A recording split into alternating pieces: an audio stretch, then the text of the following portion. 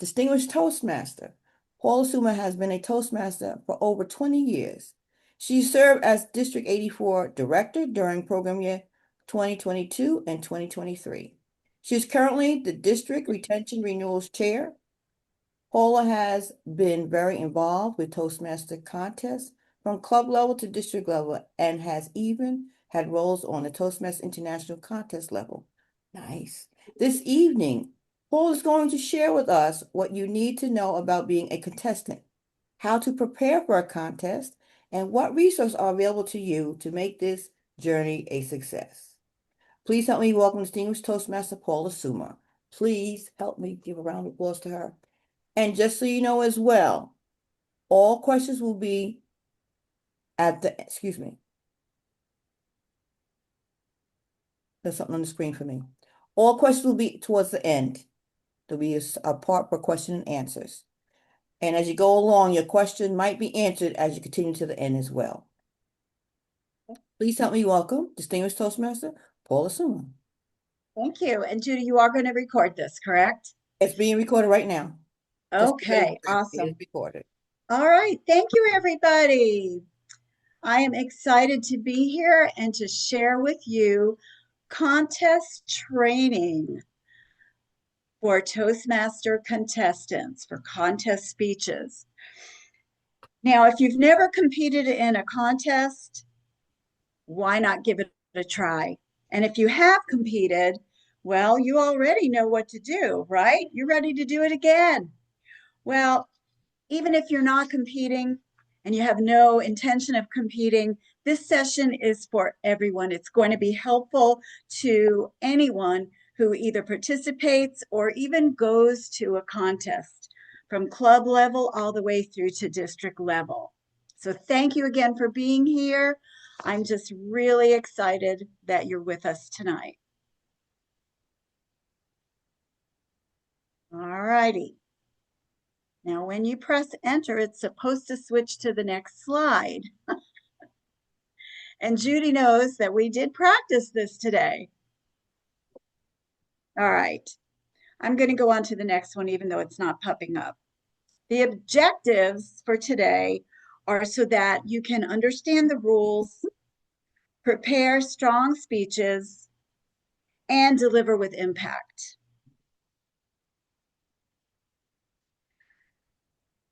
So this session is for everyone, no matter what your function is. If you're a functionary, a contestant, as well as interested in just learning more about being a contestant. Whether you're a new or seasoned member, this session will help increase you to understand the rules of the Toastmaster. And I'm going to try to unshare and then try it again, because I don't know why it's not moving. Give me just 1 second. Oh, you can also try clicking the arrow key or clicking your mouse. Okay. Arrow key. I don't have a mouse, but okay, it worked here. So there's your objectives. And the arrow key. Let's try that.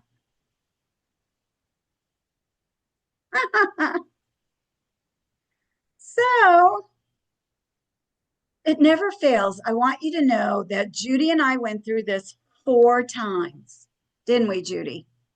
4 times. And it worked every time. But for some reason, it doesn't want to work right now. Arrow keys, not working.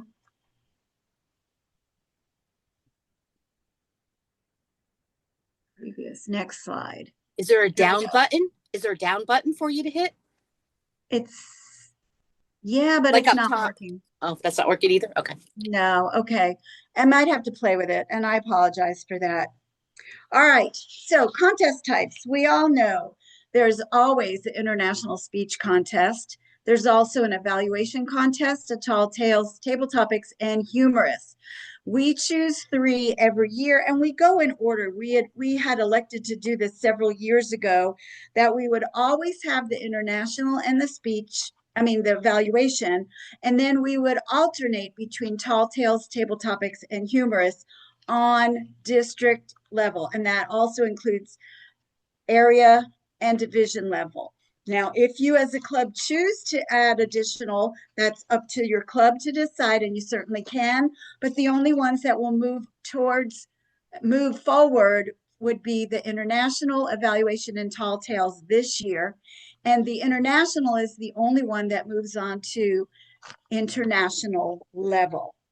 All right, so we are going to have more information at a different event that's going to focus more on tall tales. But I did want to let you know that being that it is added to the lineup this year, a tall tale is a speech that must be of a highly exaggerated, improbable nature and must have a theme or a plot. For example, Paul Bunyan.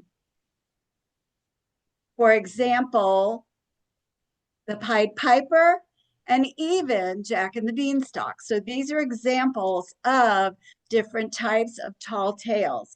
Some people think a tall tales is just a humorous speech with a little bit of exaggeration based on a fact, but a true tall tale is a totally made up story. You can have a little bit of fact in there, but it is a made up story with a lot of exaggeration and humor.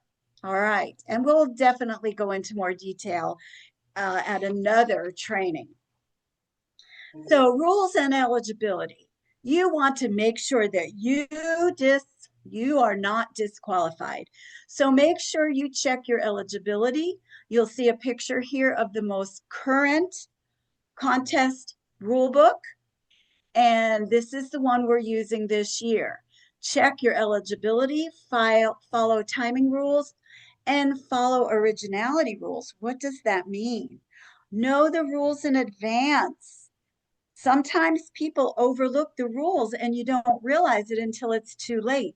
So the eligibility should be checked by the member as well as the club, and then again at area, then again at division, and again at district. Just because they met the eligibility during the club contest, that doesn't mean by the time area or division or even district rolls around, they could have not paid their membership dues. The club could no longer be in good standing. In other words, the club might have less than 8 members. So you need to make sure that you're still, as you move towards the different levels, that you're checking to make sure that you are eligible. Don't wait for the club to check on it. Don't wait for the area or division director or the contest functionaries to check your own eligibility, because it would be pretty embarrassing if someone comes to you at an area contest that says, hey, you're not qualified because you're not a member of a club in good standing, or we haven't received your dues for this term. So make sure that your eligibility is there. Now remember, as a club or any contestant, you cannot compete if you're an area director, division director, if you're the district administrative director, finance manager, PRM, or anyone on the trio. So sometimes area directors think that they can compete, but they cannot. You cannot compete in the same type of a contest in the same division. So in other words, if you're in one division and you're competing in 2 different clubs, it has to be a different type of contest. Okay. You must have completed 1 to 2 paths levels, rather 1 to 2 of any path, or be a DTM in order to compete in the international speech contest. For all of the others, you don't have to have reached those levels. You must be physically present to compete in any contest beyond club level. So area, division, district, all in person. Originality is super important. 25% or less of your speech can be quoted, paraphrased, or referenced. And you must identify in the body of that speech where it came from, who the quote was from, where you referenced it from. And remember, it cannot be more than 25%. So if it's a speech that you saw online and you're just moving it around and changing it up to make it yours, just remember, must be more than 25% original. And it says it on your eligibility form. As a contestant, you're signing an eligibility form. And when you sign that eligibility form, it states on there that it must be substantially original. And you're signing that form. So if you find out later, oh my gosh, it wasn't original enough, why were you allowed to compete? You signed that form stating that it was original, or original, I believe is the language used. So read that form, and I'm going to talk about that in a minute, but make sure you read that contestant eligibility form front and back before you sign it, so you're fully aware of what you're signing. Okay, and another thing that was added a few years ago, you must not reference something that was said by another contestant in that very contest. So if contestant number 3 talks about his trip to Europe, and then you're contestant 4, 5, 6, or 7, you can't say, just like contestant 3, I went to Europe too. You're referencing something he said in his speech. So years ago, you were allowed to do that. You can no longer reference someone else's information from their speech in the same contest. Okay, judging criteria. As a contestant, you should be familiar with the judge's ballot front and back, because this is what the judge is going to look at when they are rating you, judging you, and putting their choices on this ballot. This is a suggestion by using the numbers. I'm not going to go through it, but I would strongly advise all contestants to get a copy of the judge's guide and ballot. And I believe, Judy, you've got a copy of it. You're going to put it in chat. Thank you.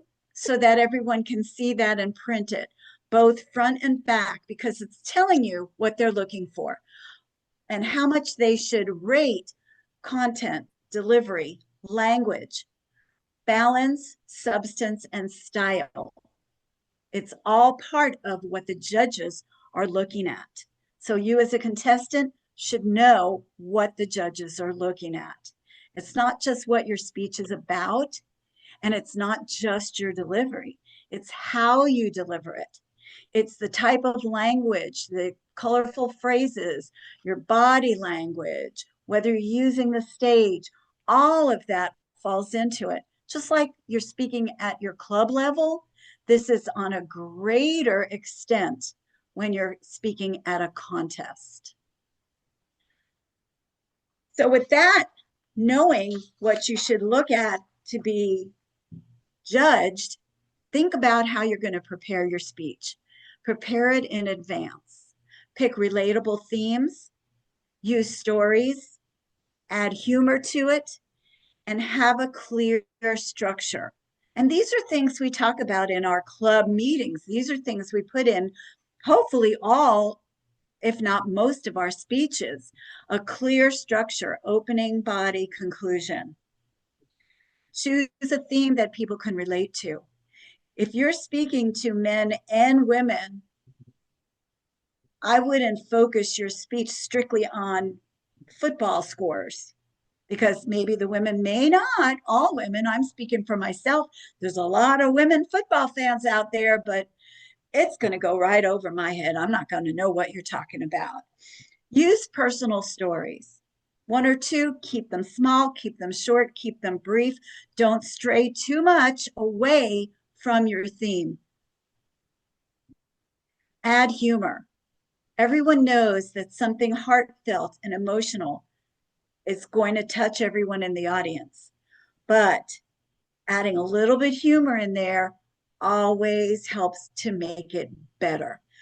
I know that I gave a speech once at area level, and a contest winner all the way up to district level. I came in second place, and I remember him coming up to me and saying, your speech would have been so much better if you added a little bit humor to it. So as heart-wrenching as it can be, everybody in the audience could be sitting there with tears in their eyes, yet a little bit of added humor in the right place can make a world of difference, whether you win or lose. So that's something that was told to me by somebody who has been a contest winner for many years. So again, use smooth transitions, a clear beginning, middle, end, vocal variety, body language, use your stage. A lot of you know this from watching other people speak. And that's another thing. Watch other people speak. Look at speeches recorded by world champions, by speakers from other clubs. You will get tons of ideas on what to do and even what not to do. Props work. A lot of people like using props, but props can be dangerous. Number one, if they don't work. If you're using a PowerPoint or some kind of video, you've got to have a plan B just in case it doesn't work. And remember, once the timer starts, the timer goes on until you stop. So you don't want to go past that red, and you don't want to waste time trying to fiddle with your props or your PowerPoint not working. If you do have props, you as the speaker, as the contestant, are responsible for placing them out on the stage. You cannot ask the sergeant at arms, the contest master, or the contest chair, or anybody else that's part of that contest to help you and bring your chair up on stage or bring your props up on stage. Those are things that you need to take care of during that 1 minute between speakers. When that 1 minute of silence is there, that's when you have someone on your team, or you do it yourself, bring it up and place it on stage where it needs to go. As soon as you're introduced, you're ready. You don't want to take time away because the timer's going to start for your first move. So if your first move is relocating that chair or taking those props and putting them on the lectern, your time's already started. So have somebody ready to help you if you need help with your props or your PowerPoint. My thought is don't rely on other people. Do it yourself if you possibly can during that 1 minute. And then when you're done, there's a 1 minute of silence after your speech before the next speaker. That's when you take it off, remove it from the stage. Have a backup plan. So important. If you don't have a backup plan, everything could fall apart. So have a plan B. And you know what? Even have a plan C, because sometimes that plan B falls apart as well. One thing that I always like to say is don't panic. Take a deep breath before you start. Be ready. Ignore noises or disruptions in the room. If someone walks in, or someone's phone rings, or someone's coughing, or somebody's talking, here's my pet peeve, and I'm going to tell you this, and I'd like you to pass this on. Have you ever sat in a room and the contestant is up there speaking and it's quiet and everybody's quiet, and then all of a sudden you hear somebody? You hear that noise? They're taking the candy out of the wrapper, or they're opening a pack of chips, or they're chewing on pretzels. Those little tiny noises that you don't think people around you are hearing, they hear them. So if you're going to open that candy or you're going to munch on a pretzel, do it before the speaker is introduced, or do it after the speaker's finished. I know if I was a speaker and I was trying to focus, yes, you have to learn to ignore those distractions. Ignore the little noises in the background. Don't let them bother you. Don't let them affect you. But I'm speaking to the people in the room.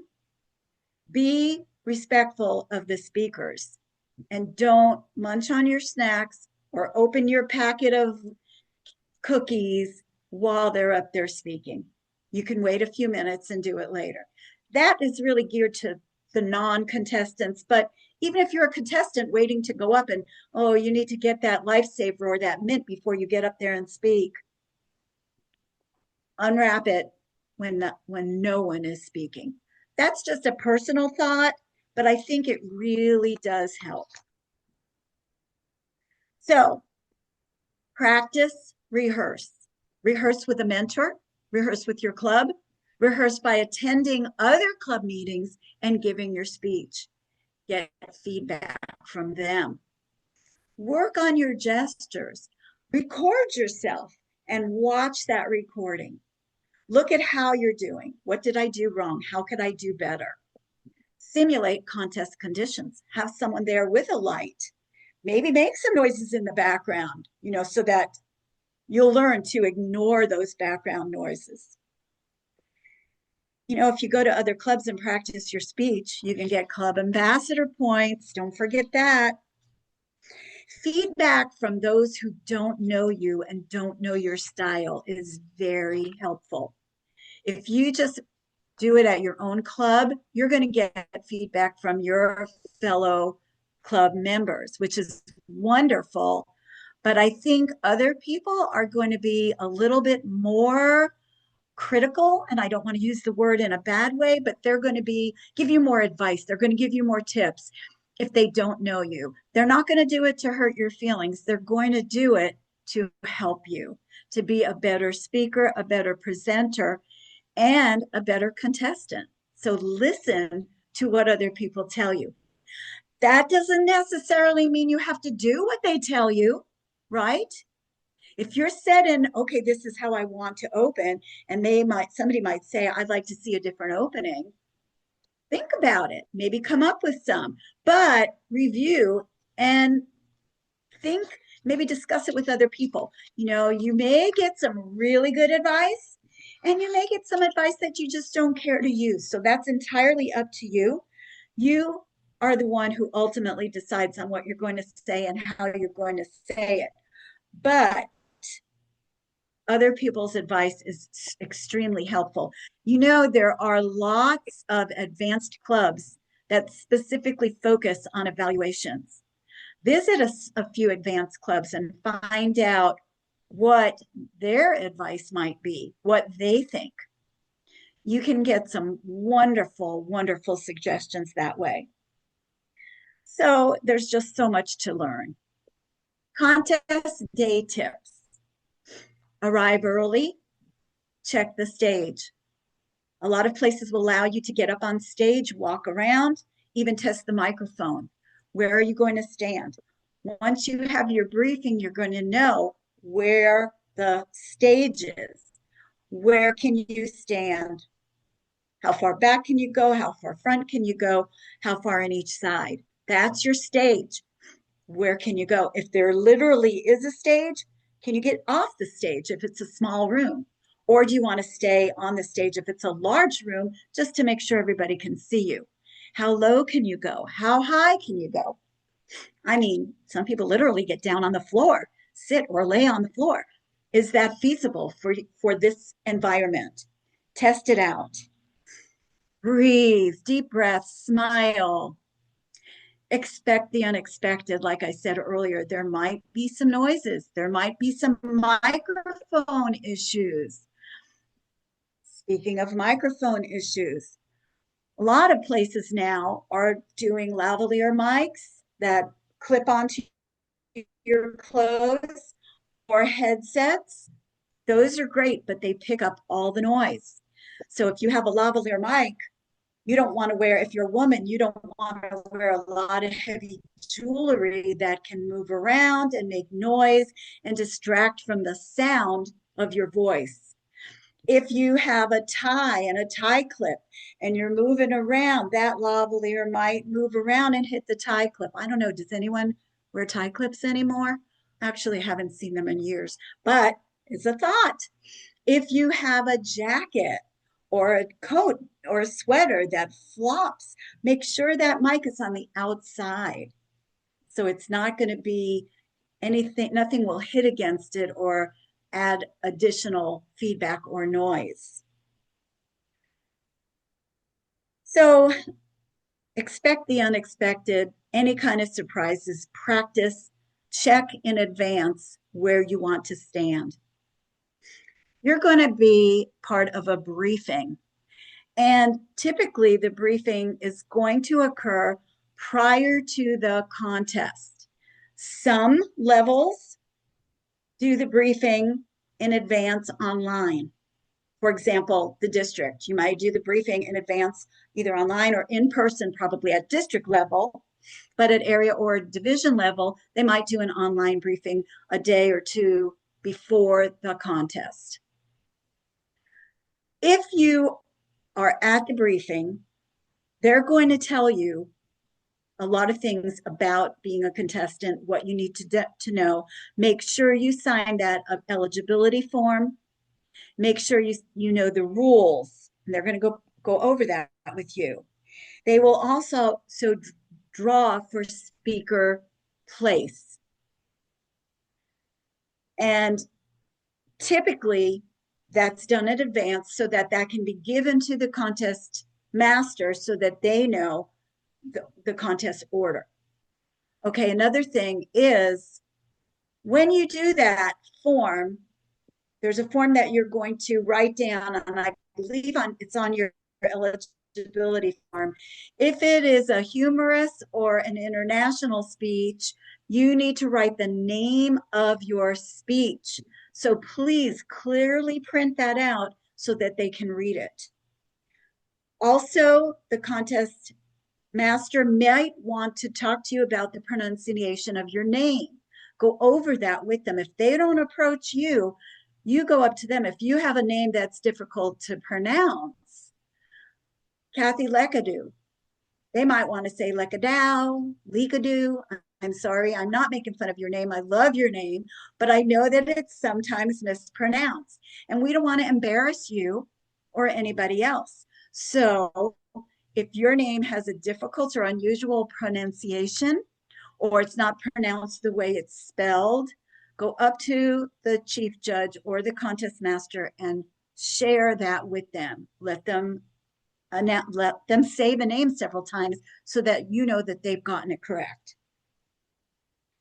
Also, if the speaker is not present when the briefing is done, they get a pass only if they are there and it is announced that they show themselves to the chief judge and the contest master before the contest master gets on stage and says hello and welcomes everybody. Once that contest master is introduced and the contestant has not notified them that they are present, that contestant cannot be part of the contest. The second runner-up, the second place person, will be the one that can speak in their place. So if you miss the briefings, you don't show up, the contestant is finally there, and the contest chair, or rather the contest master, is on stage, and they start speaking, your name is crossed off, the second person's name is on there. So I would strongly advise anybody, if you're the second or third place winner at whatever contest level you're in, go to that next contest because you could end up being a contestant. Okay, so I strongly advise you to be ready. Be ready. All right. Another thing is, if you are disqualified prior to the beginning of the contest, please don't make a scene.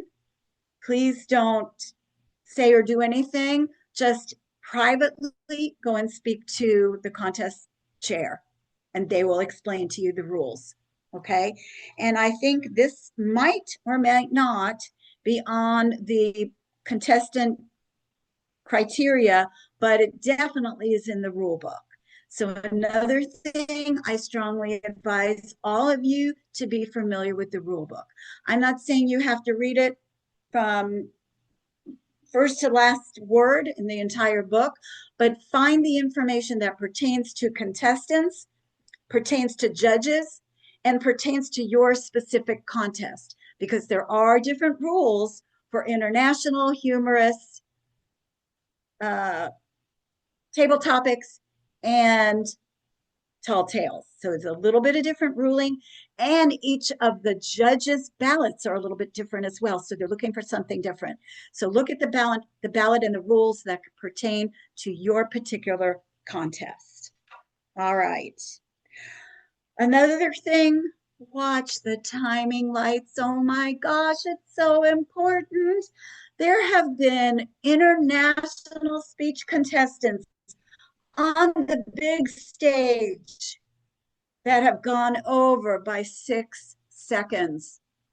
So you are so amazing. You give the best speech of your life. It's the most fantastic speech. You know, everybody knows this is the winner. But darn it, they went over their time. They're disqualified for going over time. So it's so, so, so important. Watch those timing lights. Green means you can start closing down.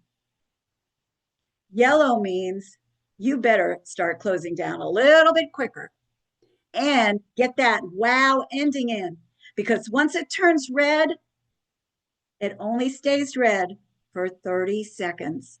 And after those 30 seconds, it's a done deal. You don't want to be disqualified because you went over time. So it is so important to keep track of the time. When you get up on that stage, they will show you where the timing lights are. They will test the timing lights before the contest starts. Make sure you can see them. If you have vision disability, ask for them to say the time. They can say 5 minutes, 6 minutes, 7 minutes. It's allowed. So make sure that you, so important to keep track of your time. All right. Your mindset and your confidence. That is so important. Consider the feedback you receive. Like I said earlier, it doesn't mean you have to do what they tell you, but take it into consideration. Just like speech evaluations, you can receive great suggestions on how to make improvements, and you can turn a regular speech into an award-winning speech. Be prepared to be interviewed during the break. Some clubs do it, some clubs don't. Most times at area division and district level, they will call you back up on stage for an interview.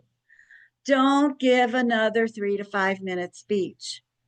Answer the question, brief, succinct, and move on.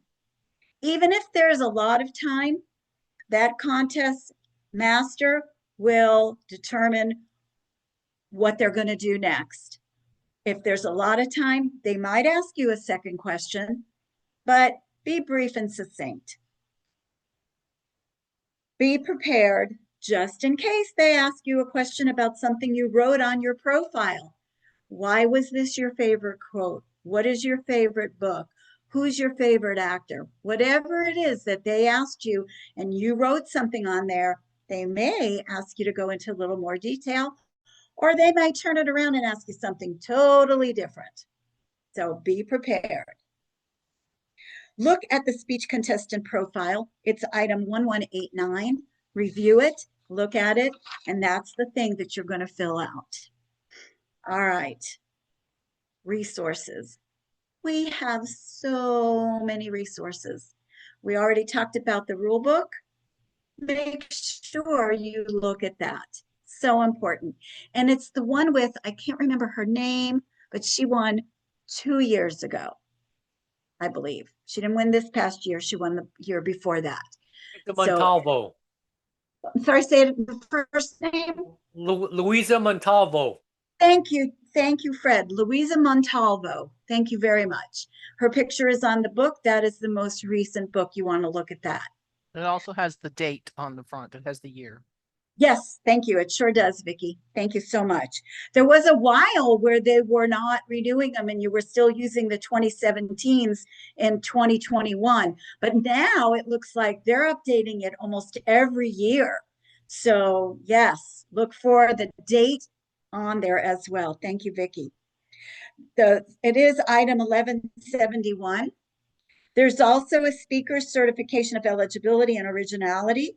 That's 1183. So there's a lot of resources that you can get either on the District 84 website or in the Toastmaster International website. Watch the champions. Darren LaCroix, he's like in our own backyard, at least he used to be. He's come to visit our clubs many times. He's been our keynote speaker several times, and he's done special sessions just for District 84. If you don't know Darren LaCroix, look him up. He is happy to talk to you. Other champions are happy to talk to you and share their knowledge and share what their experiences were and how they came to be world champions. There's all kinds of videos that you can see their original speeches on both. I'm not sure if they're on our district website at this moment, but definitely on the Toastmasters International. I mentioned earlier, visit advanced clubs. They know what to look for, especially when it comes to contestant speeches, when it comes to evaluations. Very important to get their input. Any pertinent training materials that are relevant to your online platform if you're in an online contest. Now, we're not going into that right now because the decision has not yet been made if the district is going to hold any online contests, but I wanted to just touch that just very briefly, that the rules are different for online contests. And if we do choose to have an online contest via the district voting, then we will let you know what and where and how that training will be handled. It's a little bit different. Okay, so be aware of that just in case that happens. All right, so now I'm open for questions. Is there anything that anyone would like to ask? I'm going to call out whose hands raised I see. And Vicki, if you would be so kind as to let me know if there's any questions in the chat. First, I'll go with Fred Bergeron. Thank you, Paula. So let's say should the district decide on having an online contest as well, because you said rules are different. So can a contestant compete in the same contest in both? Like if they're on different dates. Let's say the evaluation contest online, the evaluation contest in person, or do the same rules apply for something like that? The same rules apply. You cannot compete in the same contest in the same area. And that goes on to division and district as well. Vicki, you're shaking your head no. Is it different? I believe you cannot compete in the same contest in any other area. You can only do it in one area. That's what I meant. I said same Okay. area. Yeah. Yes, I'm so sorry. If I you're meant competing in an evaluation contest in area 2, then that's the evaluation contest you're competing in. You can compete yes. in no other evaluation Okay. contests or in Yes, any other thank you. district. Thank you. Thank That's you. what I needed to know, Vicki and Paula. Yes. Thank you. Thank you for clarifying it. Yes. And the same goes if you can in a different district, but you cannot in the same. You cannot, like you can do a humorous, we're not doing humorous, but let's just say you can do a humorous contest in one area and you can do an international in a different area. Okay, so I probably made it more confusing. All right, Wendy, you've got your hand raised. Let's see, let's unmute. Can we unmute Wendy, please? She has to unmute herself. Yeah. Okay, Wendy, you need to unmute yourself. Okay. I think it's There on you mute go. now. You hear me? Yes, I'm in a new club, and I think if I read correctly, that it doesn't matter what level you're at, everybody can compete.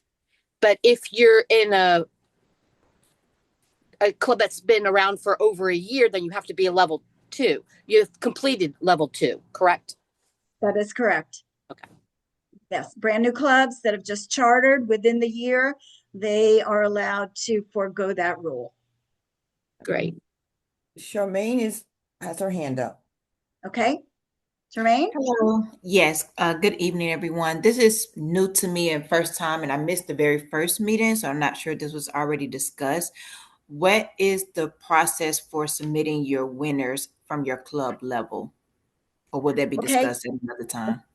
awesome. No, we have not discussed it, but as the contest chair or the contest master, typically it's the contest chair, there is a form for them to fill out that will list all the contestants' names, their speeches, and where they're winning, what's the word? The winners. Yes, who came in first, second, third place, all of the in the order of the winners. Thank you. My brain is trying to remember it all. Yes. Does that answer your question? Club Club levels. levels, every Club- level. Yes, every level, it would be the contest chair would submit that to the next level. So the contest chair for club will submit it to the area director. The area director will submit it to the division. Division submits it to the district. Yes? Bernice has her hand up. Okay, Bernice? All right, good evening, Toastmasters. My question, I have a couple. The first question is because I was trying to follow along. As you can see, I'm still at work. Um, w- for for contestants, can they participate for the live in-person one as evaluator, for evaluator at the same time as speaker? No, you can only take on one role. So if you are a speaker, you cannot take on any other contest roles in that contest. Same thing with all the other, if you're a timer, you cannot also be a ballot counter. If you're a judge, you cannot also be a sergeant at arms. So you can only take on one functionary role per contest, especially contestants. That's all you're a contestant and nothing else. Okay. And my second and last question is for pathways, right? How much needs to be done on pathways? Uh, or does it even affect the eligibility at all? Because I didn't hear anything about that, though I've heard, Okay. whispers about its association to make sure that the points and stuff are counted up to be eligible, but I'd like some information on that, please. Okay. As far as pathways goes, in order to speak at an international speech contest, you have to have completed levels 1 and 2. If you have not, and you're a Toastmaster who's been around for years and you already have your DTM, that's all you need. So if you're, from 10, 20 years ago, your DTM, that's all you need. If you're in pathways, and you have to have levels 1 and 2 completed in order to be a contestant for the international speech contest. As far as all the others, there is no requirement as far as your pathways for any of the others: humorous, table topics, evaluator, or tall tales. Thank you Okay, so much. you're very welcome. All right, and I know Marjane, you had your hand. Oh, I was just going to state it. I don't know if she was talking about being an evaluator, but if she's talking about being in an evaluation contest as a contestant, yes, you can be in an evaluation contestant and be in a speech contest. You just can't be a judge and compete. Yeah, Okay, that's what I yes. was asking. Thank you. Oh, Yes. Okay. Thank you for that clarification. You can be in an evaluation contest, a tall tales contest, and an international speaker contest. You can enter all three contests in your club. And if you win, you can go on to all three contests in area, division, and district level. But you cannot compete in the same type of contest in your area, Different division, or district. areas. Right. Does that make sense? Vicky, can you explain it? If you are a member of more than one club, you must decide which club you are going to compete in which contest. You cannot compete in the evaluation contest in one club and in the second or third club you belong in. You can only compete in one club. If you are competing in a contest, you can compete in all three contests once at the club level in one club, and you may not then go on to another area and do it again and so forth. This is important because we have disqualified, unfortunately, candidates in the past who have Yes. somehow seeped through. I also want to point out, I think this may have been said at the beginning, but all contestants must be a member in good standing of a club in good standing at the time they compete. So that means make sure your dues are paid in your club and you are online, and your club also has 8 or more members before you enter a contest with that club. Yes, we did discuss that in the beginning. Also- Yes, so anybody who came on late, that's very, very important. One Yes. thing I was, mentioned in the chat from Marjane is that there's only one online contest. There is no online evaluation. It's just a contest. It's not a Pacific Humorous, Tall Tales International. It's just a online contest. And that means it's for how you present yourself in the Zoom area and what you're presenting. It's not a Pacific contest type, just so you're aware of that, because Marjane brought that up in the chat. It's a speech contest, yes. Right, right. It wouldn't be a tall tales and it wouldn't be a evaluation. It's a speech contest, and whatever subject you want, if you want it humorous or inspirational, that's entirely up to you. It also was brought up, thank you, Melanie, for pointing out sometimes it's good if you are competing to wear, ladies in particular, to wear, if you're not wearing pants, to wear a belt or something that the microphone may be clipped on, the microphone pack on the back of your outfit. Excellent point. Absolutely. All right, Fred? Okay, couple of just try to get clarification again. So I think what Marjane was trying to say earlier is you can be a contestant in a contest, but you can't be a contestant and a functionary, either together or separately, correct?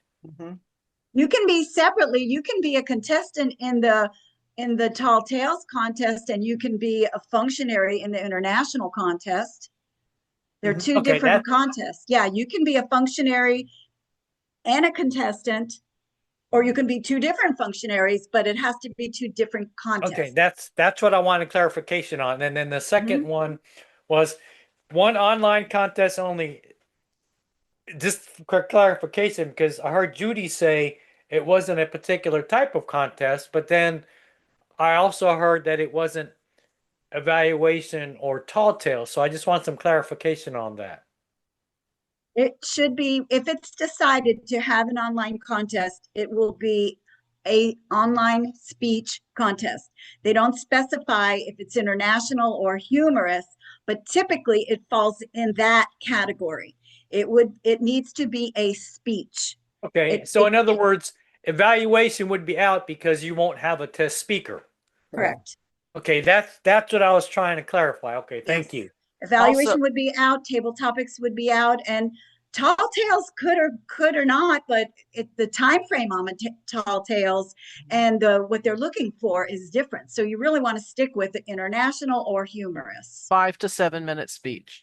Yeah. Exactly. Also, Melanie did provide clarification that if you are in multiple clubs, you can't compete in the contest in every club, but you can only advance to the area from one club. So if you won international speech in all 3 of the clubs you belong to, you can only represent one of those clubs at the area, even if they are in different areas. But at the club level, you can compete in each of your club activities. Absolutely. Jermaine, Marjane, I know Marjane had her hand up. She was next, and then we'll go to Charmaine. Marjane. I was just going to kind of point out what Melanie had put in. Oh, okay. Awesome. Thank you. Charmaine, can you unmute yourself? Yes. There you go. So I heard that you had to have a minimum of 8 people in your club. Now, when you're running the actual contest, is there a minimum amount of people to be present? No, there's no minimum amount present at the contest. You can have a contest with 3 people in the room, and that's fine as long as you have all your functionaries. And again, club can be done either online, hybrid, or in person. So club can have as many as they like, either in the room or online, as long as you have all those functionary roles covered. And again, one person cannot take on more than one functionary role.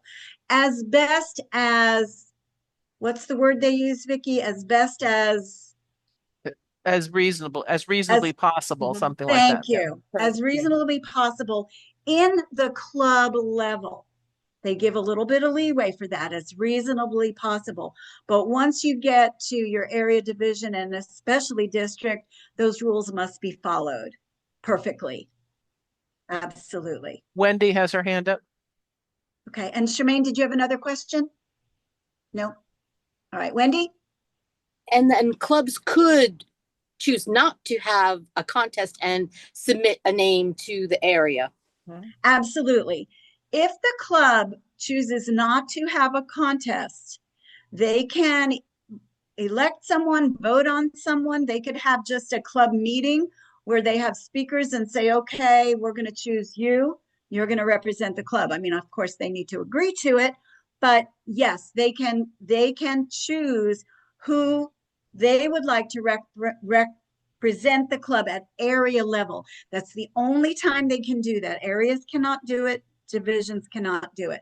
However, if the club chooses to have a contest and then later decides, nah, we just want to assign somebody, they cannot do that. If you hold a contest, that winner's name or the second place winner, if the winner chooses not to do it, must be submitted or no name at all. You can't just select someone if a contest has been held. Okay, that makes sense? Now I'm going to give you a little tip. And I don't know if this is, some clubs, they don't have what they call a contest. They have what they call a competition. And so it's not an official contest. And in that case, they can choose who they want to send to the next level, to area level. But if they're having an official contest, they have to follow the official contest rule. I just put a copy of the rule book in the chat. Thank you. Someone wants to refer to it, information is in there for you. Awesome. Thank you. Any other questions? Any comments? All right. So some of the things I just want to go over real quick. Step out of your comfort zone. If you've not already been a contestant, try it. Try it at club level. You will learn so much, not only about Toastmasters and about contests, but about yourself. If you don't think that you're good enough, believe me, you're going to be surprised. There are so many people that they feel like they just don't have the confidence. All it takes is somebody from their club to say, wow, you would be great. You should put your name in the hat. You should be a contestant at our next contest. And whether they do well or not, it's okay. They're learning. They're growing. Every contest equals growth for everyone, and not just the contestants. Attend contests, put your name down to be a functionary. It's easy to be timer. It's easy to be ballot counter. It's easy to be sergeant at arms. Try it. As Mikey said, wasn't it? Try it. You'll like it. All right, skills that you learn in contests, just like skills that you learn in Toastmasters in general, they last forever. You will always remember what you learned. And I know this isn't the last one because there's still a space, but I had to get this in because, as Fred says, you have to have fun doing it. Always have fun doing it. Don't be Yeah, so because if you're hard not on yourself. having fun, you're not doing it right. That's right. And don't beat yourself up. Don't say, I wish I did this. I wish I did that. I should have done it differently. Just have fun, enjoy it. And you're going to build self-confidence. You know yourself better than anybody else. But I want to tell you something. People see you differently than you see yourself. So maybe deep down inside, you think, gee, maybe I can do that. Nah, I won't be as good as that person. Well, you know what? You never know until you try. Step on that stage, put that microphone on your lapel, and just get out there and have a fun time. Because there's contest season only comes around once a year in Toastmasters. You want to enjoy it, have fun, make new friends, and continue to grow in your Toastmaster journey. Thank you, everybody. Thank you, Paula, so much for presenting this evening. Can everybody give her a round of applause and tell her thank you for doing this evening?